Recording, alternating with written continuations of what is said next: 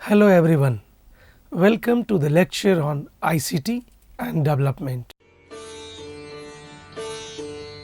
This lecture is a part of your paper on development communication. This module will help you in understanding what is meant by ICT and how it is effective in the development process of any nation. The full form of ICT is Information and Communication Technologies. ICT enables development in several dimensions and sectors, and its reach is spread across social development projects to competitive economic markets. In simplified words, the revolution of ICT tools has intense effects on the social and economic growth. What is interesting to note is that despite the tremendous potential of ICTs, their benefits have not been spread evenly. In fact, using ICTs effectively to foster social inclusion and economic growth is among the key challenges facing the policy makers today. But before we proceed further and understand its implications, we will start with the definition of ICT that elaborately makes its meaning clear to you. Definition of ICT. A number of definitions of ICT are in circulation by social scientists, but here we will be discussing some basic definitions that will help you in getting a true understanding of ICT and its functioning. In simple words, information and communication technologies are defined as those tools that enable the process of communication and transmission of information through electronic means.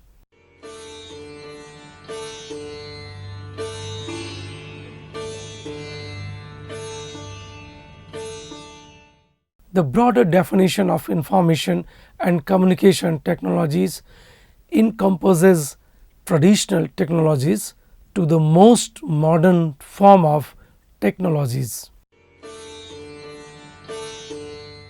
The tools of ICTs range from radio, television to telephones, mobile phones, computers, and last but not the least, the internet. So, basically ICT includes all electronic networks, software systems, communication devices and applications that leads to increased information transmission within no time and reduced costs. For example, we are able to communicate in real time with others across the globe using information and communication technology tools such as instant messaging, voice message, video conferencing and much more. We all are experiencing it in our daily lives on a regular basis. It is undeniable that in the past decade, ICTs have provided us with a vast range of new communication scopes. Rapid innovations in the technological front are making ICTs less expensive and easier to access. So, in a way, bringing the power of ICTs within the reach of a bigger number of people.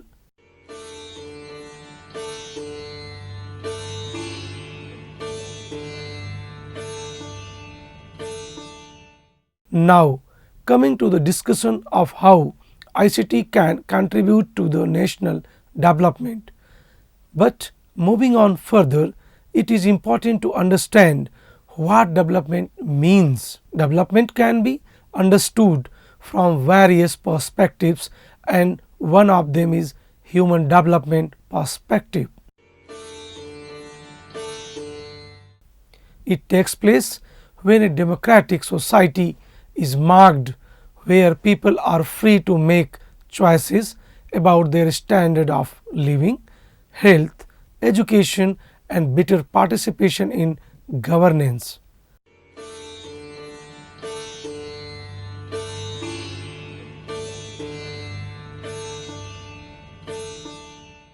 One example can be cited here that ICTs offer a source of employment for a number of people, which in turn increases capital accumulation of any nation. It proves that the adoption of new technologies helps in improving the overall conditions of individuals, leading to larger goals.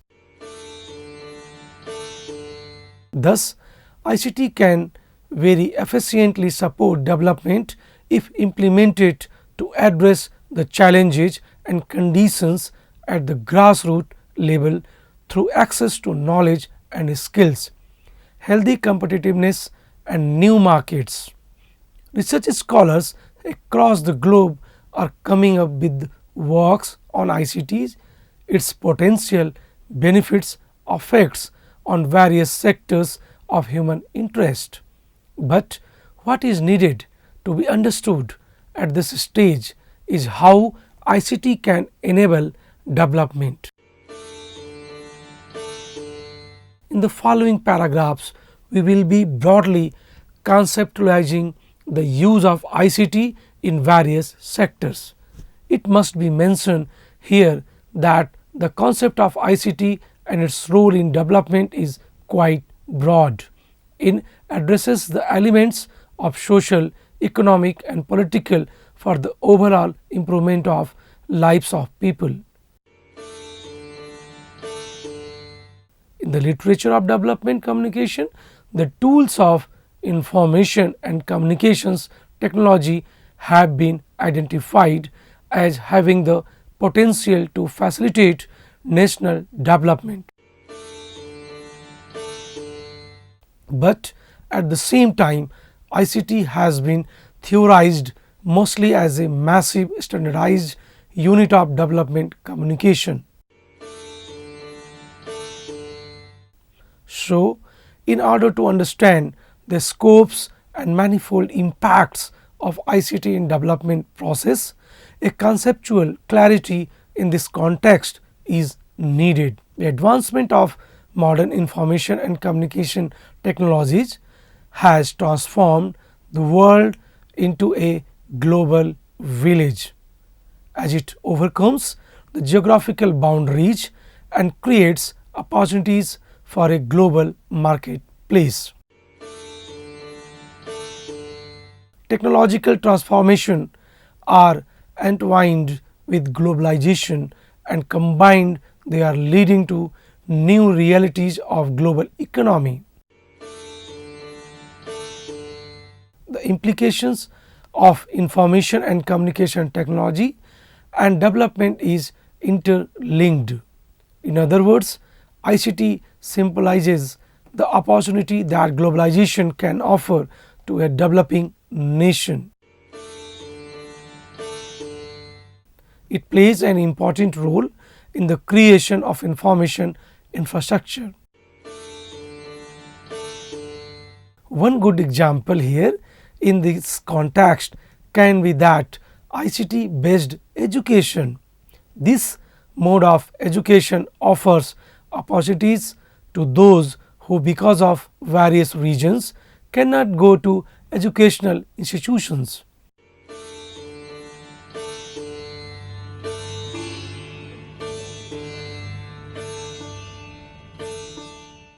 The ICT provides scopes of open access and new means and methods of delivery of information to students.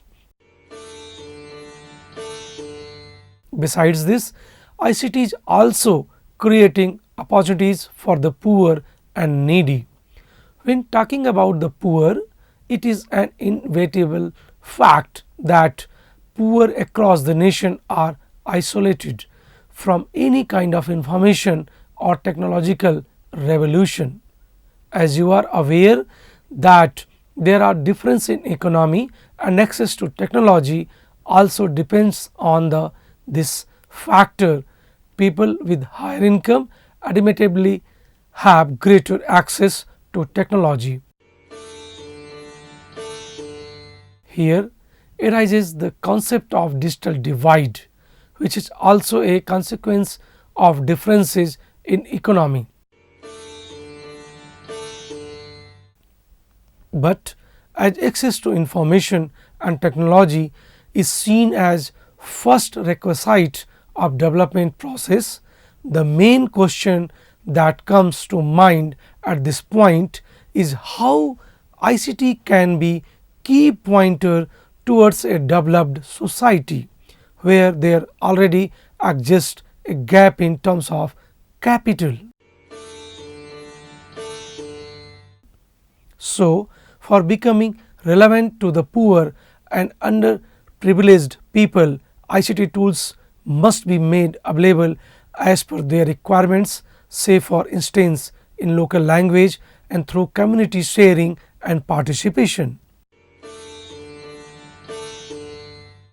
So, before initiating ICT projects or frameworks for the betterment of the poor society, a thorough assessment of the needs of the poor must be done. Further, the level of scope of ICT in development of any nation is largely interconnected with its overall income growth.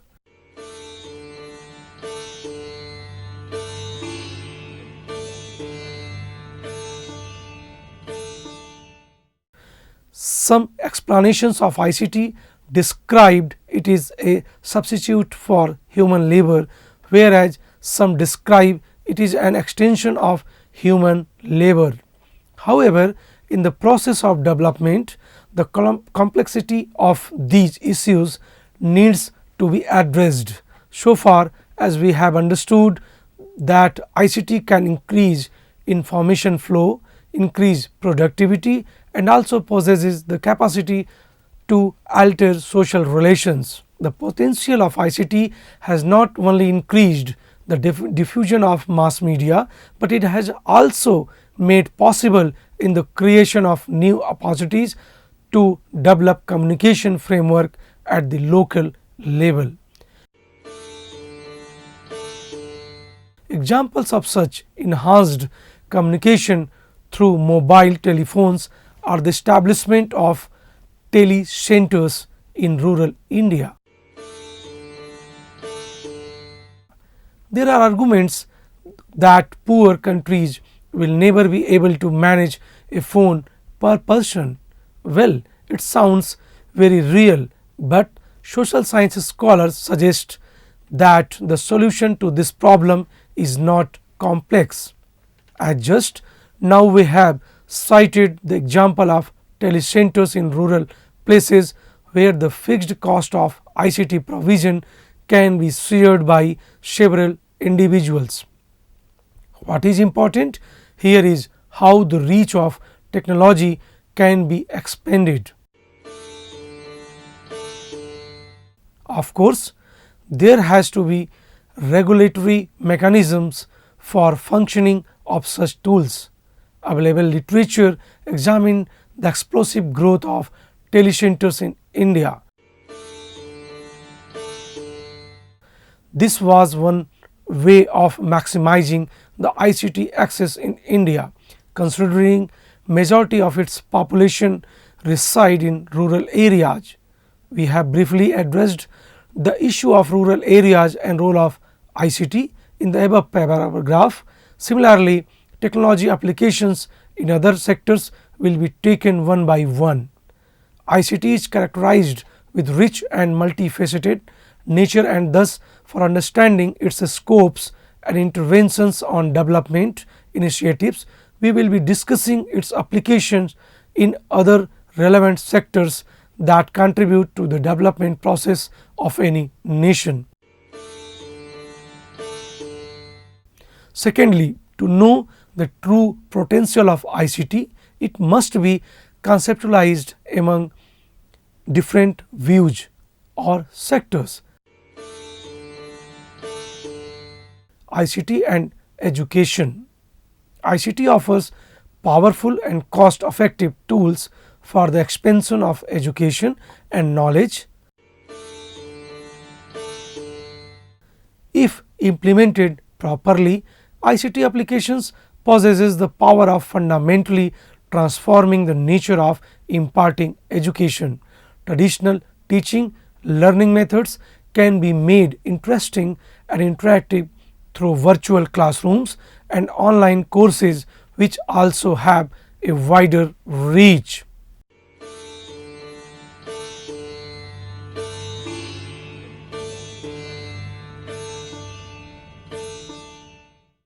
ICT and economic growth. ICT can foster economic growth by providing new opportunities of import-export services, globalizing of local markets for reaching a global audience. Let us explain this point more elaborately. For example, in India, the handicrafts industries can reach to an audience globally through promotional websites, making marketing and distribution much cost effective and easier. Further, ICT application allows the expansion of banking services and digitalization of finance networks. ICT and health. ICT can also improve the healthcare services by providing possibilities of remote consultation and treatment opportunities.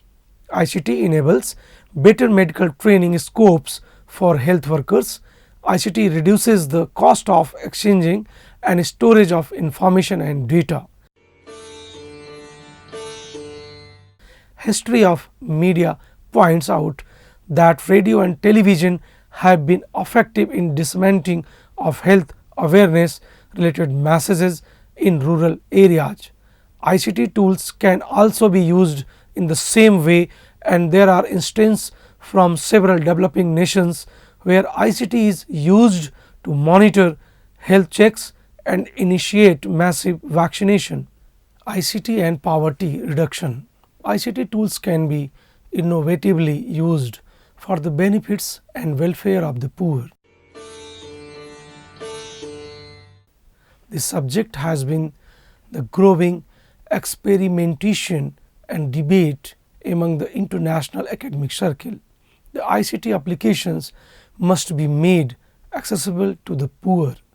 It is not that they don't have the knowledge and communication needs.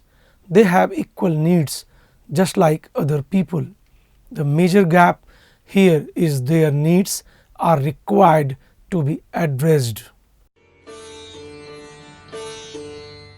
Without addressing these issues, ICT attempts at securing equal financial dividends will not be successful. At the same time, it is also equally important that the experience and knowledge of the poor are not ignored. ICT can empower the poor to voice their opinions, make their own choices over their lives, and demand their much deserved rights. Besides the above mentioned areas that are discussed, there are plenty of other areas too where ICT can play a major role in bringing a transformation and positive change. For instance, ICT can empower the citizens for making contributions towards sustainable conservation of environment. Moreover, at the national or even at local level, ICT can help in improving the governance through increased accountability and transparency. The online forums and grievance cells offered by the ICT enhanced governance is very relevant, as through that platform people can share as well as exchange information and can also organize global level movements against evils like injustice or exploitation. What you have learnt from the above mentioned cases is that any nation can gain when ICT is used as an enabler for development. Such is the impact of ICT that no area can remain untouched or unaddressed.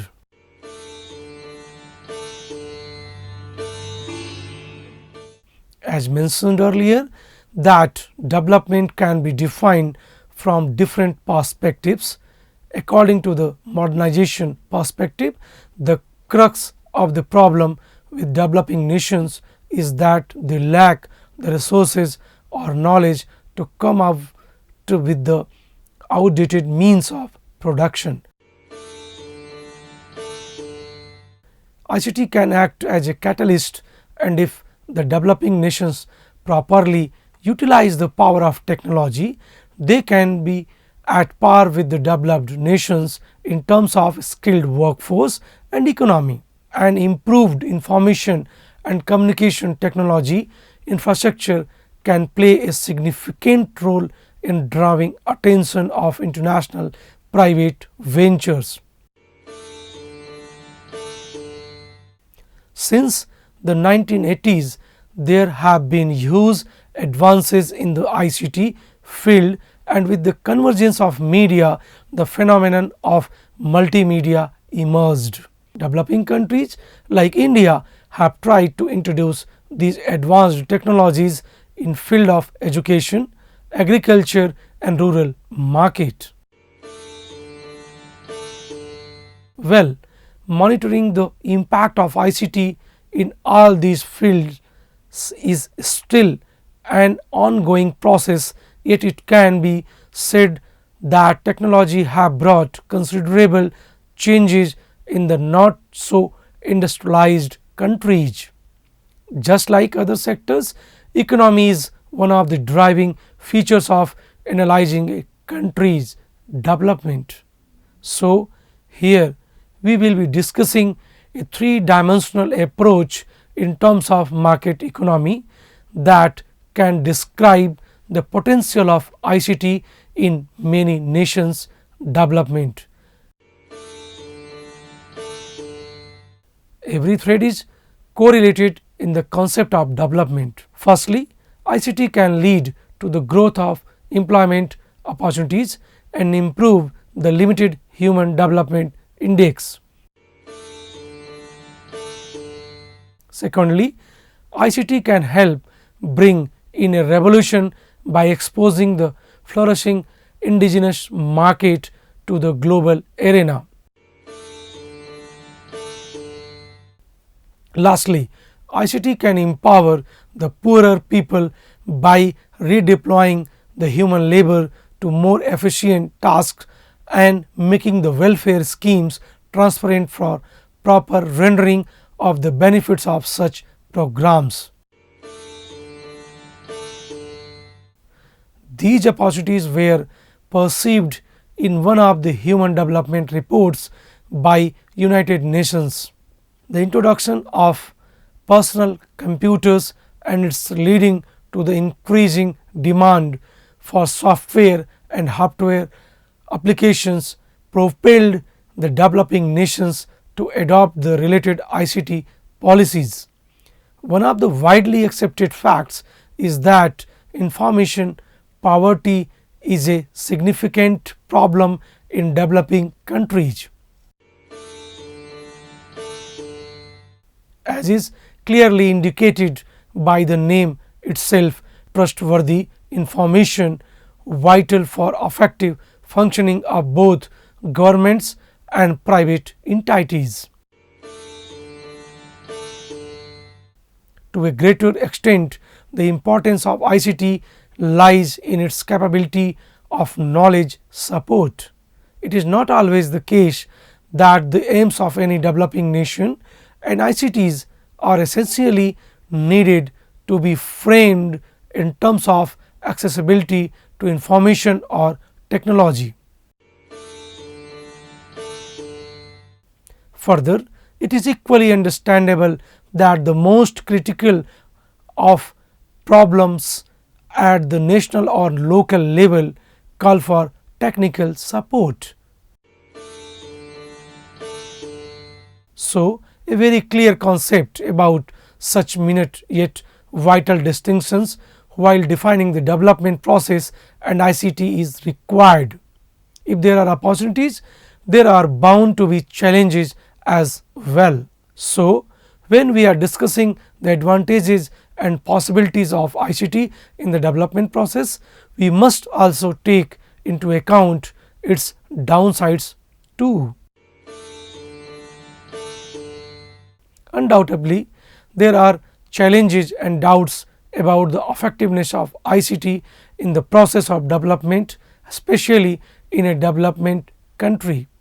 ICT plans and policies are formulated, but from the technological point of view, the proper implementation of such plans is a matter of concern. For instance, there are places with lack of phone or no phone or electric lines. Further, places with technological services cannot assure regular maintenance. So, how does technology fits in there? If technological support is a requirement for people in developed countries, then it is more than a compulsion for people in developing countries, where illiteracy and poverty ratio is higher. Moreover, the majority of the nation's poorest people live in remote rural areas. In such circumstances, the constructing cost of ICT infrastructure would be high, or to say not commercially viable. It is equally true that poor people who live in urban or semi-urban areas mainly live in slums that are characterized by poorly serviced public infrastructures, including not only telecommunications but also basic amenities such as water, sanitation, power, etc. Further, a basic training is needed and some knowledge of language is necessary for using the ICT tools. These elementary yet fundamental issues have to be addressed for bringing transformation in its truest sense. In this context, you will be given an example of a case study of the past decade of 1990s, since when the information age gradually started, for having a clear idea. This particular case study on the nature of the information society that existed in India was carried out in the city of Bangalore in 1994. This study aimed at contributing towards how the process of globalization was affecting life and analyzed the information structure that existed in India by considering national, regional and local contextual factors. The study observed a lack of strategic direction from the government and inequality in development planning at the local level, growing poverty, social disparity that blocked the interventions of the new information systems meant for rural development planning.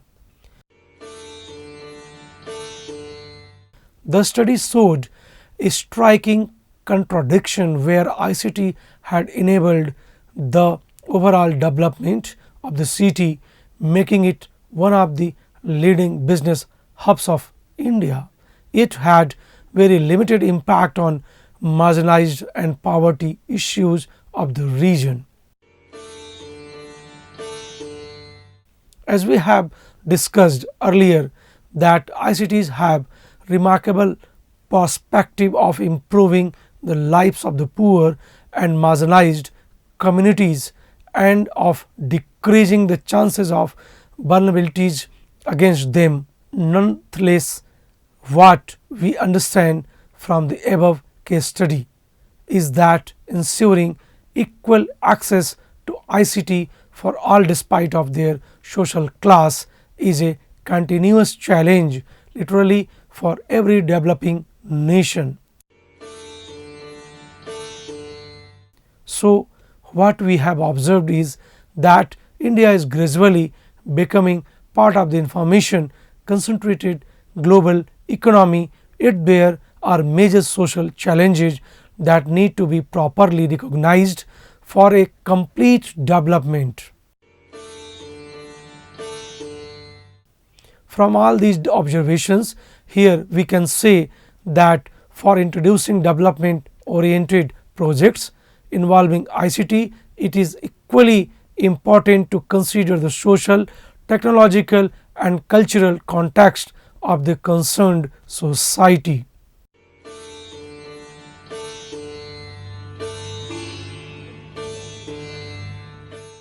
The core aspects that you have learned from this module are that the revolution of ICT has opened up new diverse possibilities of economic and social transformations that will benefit the development process of any nation.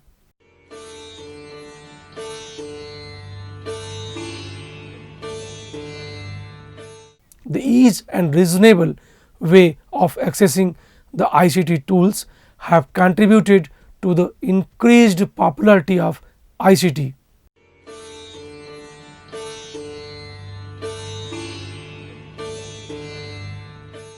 ICT is much more than the social networking sites, and it can be sensibly used to promote the various aspects of development.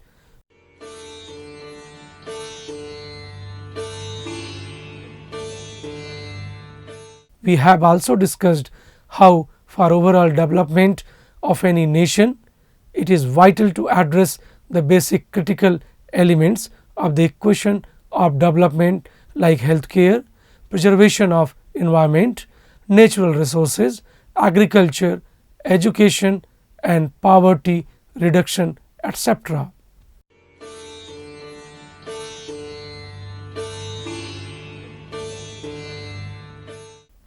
Thus, we can conclude by saying that the provision of social, economic and participatory environment in which an ICT based application can be implemented for development is as important as the ICT tools themselves.